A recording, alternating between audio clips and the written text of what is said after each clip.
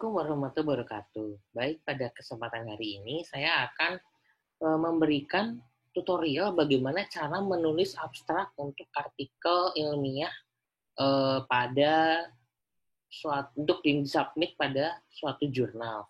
Di sini saya akan menyampaikan dua jenis abstrak, yaitu abstrak untuk paper by research, kemudian paper terkait dengan hasil literatur review seperti itu. Nah, pertama, saya akan share screen terkait beberapa ketentuan dalam abstrak. Sini, oke, tutorial menulis abstrak untuk artikel ilmiah, riset, dan kajian literatur.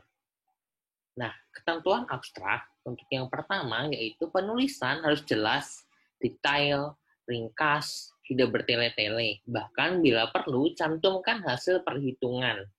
Seperti misalnya persentase, seperti itu, kemudian hasil statistik secara referensial, seperti alfa signifikansinya, kemudian perbandingannya, seperti itu. Kemudian jumlah kata di sini maksimal itu 250. Namun ada juga yang mengatakan dan menginginkan editor jurnal itu hanya 100 kata. Jadi di sini saya batasi 100 sampai 250 kata. Kemudian struktur minimal. Minimal dalam jurnal itu cukup hanya ada tujuan penelitian, metode penelitian, hasil penelitian. 3 poin ini sebenarnya sudah cukup menggambarkan abstrak tersebut pada suatu artikel. Namun, ada pula yang mengatakan secara lengkap pun harus ditulis. Struktur minimal ini akan bermanfaat terkait hanya apabila harus maksimal 100 kata dalam abstrak tersebut. Oke, oleh karena itu silakan dapat menggunakan 3 poin ini. Kemudian apabila harus mencantumkan struktur secara lengkap seperti itu, minimal dalam abstrak itu ada latar belakang, tujuan, metode, partisipan. Partisipan ini terkait populasi sampel dan teknik samplingnya seperti itu. Kemudian instrumen, hasil penelitian, kesimpulan, dan terakhir implikasi ataupun rekomendasi. Kemudian terkait kata kunci di sini minimal 3 sampai maksimal 5 kata.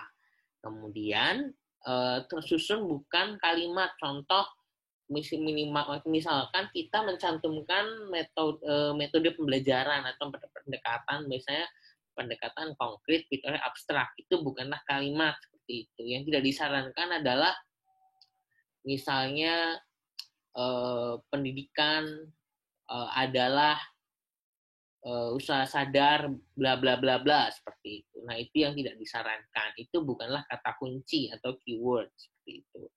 Oke. Saya akan memberikan contoh konkretnya melalui kita mereview bersama paper yang sudah saya publikasikan seperti itu. Kemudian kita akan beri tanda bagian-bagian mana yang disebut latar belakang, mana yang disebut metode, dan sebagainya. Sini contoh yang pertama, paper saya yang saya publikasikan di Scopus Q4. Nah, di sini terkait studi based on the early mathematical ability of elementary students efficacy draw a concrete pictorial abstract approach. Di sini baru saja saya publikasikan pada November kemarin. Nah, di sini kita bisa menandai terkait mana ya latar belakang. Nah, di sini adalah latar belakang. Certification SE can encourage students to complete their assignment. Di sini maknanya adalah certification dapat mendorong siswa untuk dapat menyelesaikan, menuntaskan tugas-tugasnya. Nah, ini menunjukkan bahwa certification ini penting itu untuk diatasi, untuk ditumbuhkan, dikembangkan seperti itu. Ini coba saya beri tanda warna biru. Kemudian, the research intended to investigate the achievement of student certificacy by guiding concrete pictorial abstract approach (CPA) based on early mathematical ability (EMA). Nah, ini menunjukkan adalah tujuan. Seperti itu. Tujuan dalam penelitian ini. Saya beri tanda warna kuning. Kemudian, the research utilized quasi-experimental methods in learning mathematics regarding the volume of cubes and rectangular prism. Nah, ini menunjukkan metode penelitian yang kita gunakan, yaitu di sini saya menggunakan quasi-eksperimen terhadap pembelajaran matematika pada materi volume, kubus, dan balok. Di sini saya coba beri tanda hijau. Nah, di sini terkait mana ya partisipan. Nah, di sini. The population were all 5th grade students of elementary school in Purwakarta, Subang, Karawang, and Bekasi. Samples were 119 participants in Karawang. Nah, ini menunjukkan adalah partisipan, ya. Ini saya coba tandain ungu. Nah, the instrument applied were questionnaire, test, and daily journal. Ini menunjukkan instrumen. Kemudian, the prerequisite material related to the volume of cube and rectangular prism are a topic about arithmetic, calculation, square, node, flat area, unit, length, and problem solving. Di sini menunjukkan bahwa paper ini akan membahas tentang early mathematical ability, yaitu salah satu konten yang ada dalam paper. Jadi yang sudah saya katakan tadi bahwa harus memuat semua yang ada dalam paper secara ringkas. Oke, ini adalah instrumen. Oke. Nah, ini bagian yang cukup penting, studi result, hasil penelitiannya. Studies result informed that there was no significant difference in the achievement of student self-efficacy through GPA and conventional mentoring in the high and moderate age group. Nah, dan seterusnya seperti itu sampai di sini. Ini adalah hasil. Nah, kemudian kita sebaiknya memunculkan adanya rekomendasi, implikasi, atau minimal kesimpulan dari penelitian kita. Nah, di sini, this finding gave birth to a strategy of developing self-efficacy in elementary schools using the GPA approach, especially the use of concrete objects around the student developmental activities in schools, considering that self-efficacy makes it easy, bla bla bla bla. Ini menunjukkan bahwa penemuan dari penelitian ini melahirkan sebuah strategi pengembangan self-efficacy siswa sekolah dasar menggunakan pendekatan CPA. Khususnya melalui pendekatan CPA ini dan dengan aktivitas pembelajaran di sekolah membuat self-efficacy siswa akan mampu menumbuhkan siswa dapat memecahkan suatu permasalahan. Seperti itu, khususnya di sini direkomendasikan pada siswa yang dengan kemampuan awal matematika rendah. Nah, ini adalah rekomendasi, implikasi, dan juga kesimpulan.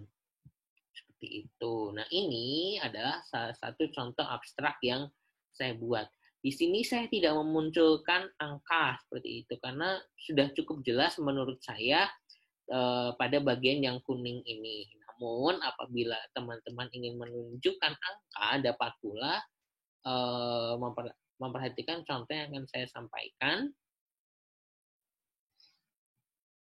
Berikut ini, sebentar.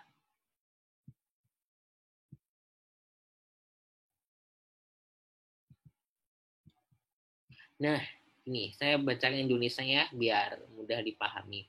Di sini sama, yang ini adalah latar belakang, tujuan, kemudian di sini ada metode, sampel, kemudian ada partisipan, kemudian instrumen. Kita dapat menggunakan bahasa, tidak perlu memunculkan di instrumen R, kemudian instrumen ini adalah kita dapat menggunakan bahasa lain seperti pengukuran melalui observasi dan dokumentasi untuk mengamati dan merekam aktivitas kecerdasan kinestetik dan verbal linguistik. Jadi teman-teman juga bisa menggunakan bahasa lain dan kemudian ungkapkan juga instrumen itu untuk mengukur apa gunanya, seperti itu. Nah, ini hasilnya di sini saya menggunakan data angka ya, seperti N-gain. Di sini N-gain 0,59 dan 0,56. Nah, kemudian dijelaskan ini seperti apa kriterianya, kemudian ini hasil statistiknya seperti itu. Ini cara detailnya seperti itu. Kemudian kesimpulan pun sama seperti itu untuk yang dengan angka. Contohnya cantumkan saja gitu, tapi dengan singkat, kemudian jelaskan juga apa maksud dari angka tersebut. Seperti ini misalnya, studi menunjukkan peningkatan kecerdasan verbal linguistik dan kinestetik tubuh berada pada kategori sedang dengan nilai N-gain berturut-turut 0,59 dan 0,56. Nah, berturut-turut ini berfungsi saya modifikasi agar mempersingkat seperti itu.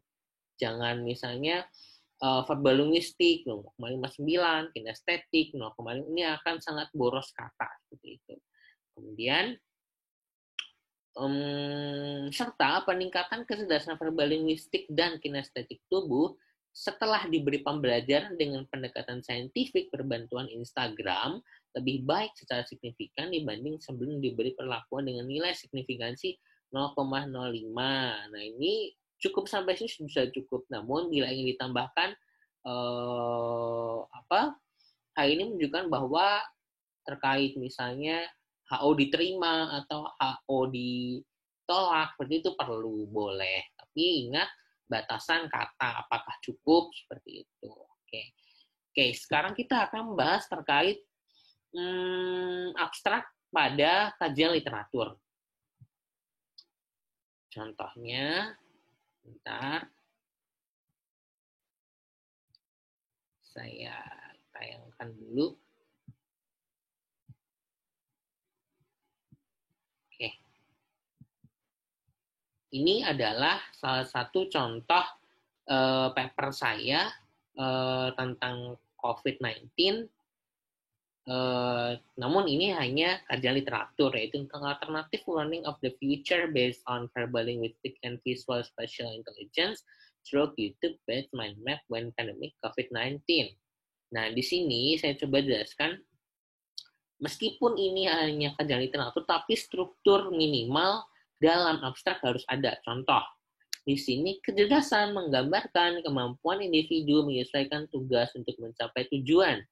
Perkembangan zaman turut mengembangkan temuan baru, di antaranya berdasarkan jambak yang ditujukan Howard Gardner terdiri 9 kecerdasan. Nah, ini adalah latar belakangnya. Jadi menunjukkan bahwa ada kecerdasan jamak yang dicetus Howard Gardner yang harus dikaji seperti itu oleh. Kemudian kecerdasan ini memiliki dampak seperti apa? Gitu. Ternyata menggambarkan kemampuan individu. Nah, ini saya beri tanda kuning. Kemudian metode di sini jelas dalam ini tadi dalam kajian literatur ini akan membahas pengembangan kecerdasan visual spasial dengan kecerdasan verbal linguistik siswa dengan mind map berbantuan YouTube untuk menunjang alternatif pembelajaran di masa depan setelah munculnya COVID-19. Ini saya menggabungkan memodifikasi tujuan dengan metode. Nah, di sini jelas metodenya yaitu dengan kajian literatur, cukup seperti itu. Tujuannya saya ungkapkan akan membahas pengembangan kecerdasan sampai di sini COVID-19. Jadi di situ sudah jelas ada tujuan dan ada metode, saya modifikasi, saya gabungkan di sini. Ini saya beri tanda ini ya, untuk metode mungkin sampai sini saja. Merah, kemudian sampai sini adalah tujuan seperti itu. Nah, kemudian hasilnya pasti di sini kalau abstrak tidak ada angka, abstrak literatur review itu tidak ada angka seperti itu ya.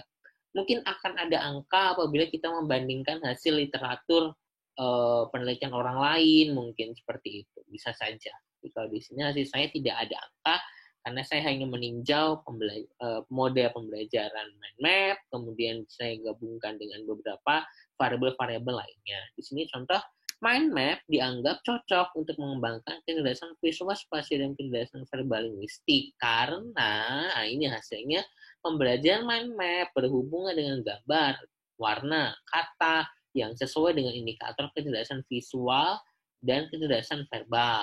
Media YouTube membantu siswa mengembangkan topik yang dibahas serta menunjang kecerdasan dalam pembelajaran jarak jauh di tengah pandemi COVID-19.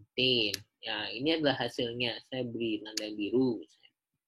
Nah, tetap kita dapat memunculkan rekomendasi, implikasi, ataupun simpulan.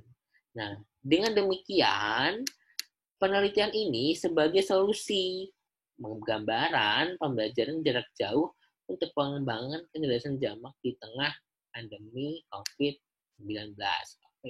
Ini contohnya seperti itu. Jadi, paper kita akan lanjut dibaca oleh orang, ya tergantung abstrak kita menggambarkan tidak seperti itu. Kalau abstrak kita masih belum dapat menggambarkan, mungkin akan dilewati, tidak akan lanjut dibaca isinya seperti itu. Karena inti sari, ikhtisar, ringkasan dari sebuah paper itu ada pada abstraknya seperti itu. Jadi teman-teman diharapkan dapat mulai sekarang menulis abstrak harus sesuai dengan ketentuan yang seharusnya seperti itu ya.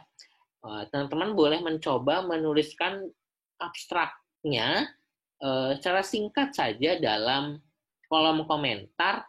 Nanti mungkin kita bisa diskusikan bersama-sama seperti itu apabila teman-teman ingin mencoba gitu. Mungkin ada teman-teman yang ingin mereview seperti itu. Oke. Itu saja mungkin yang dapat saya sampaikan.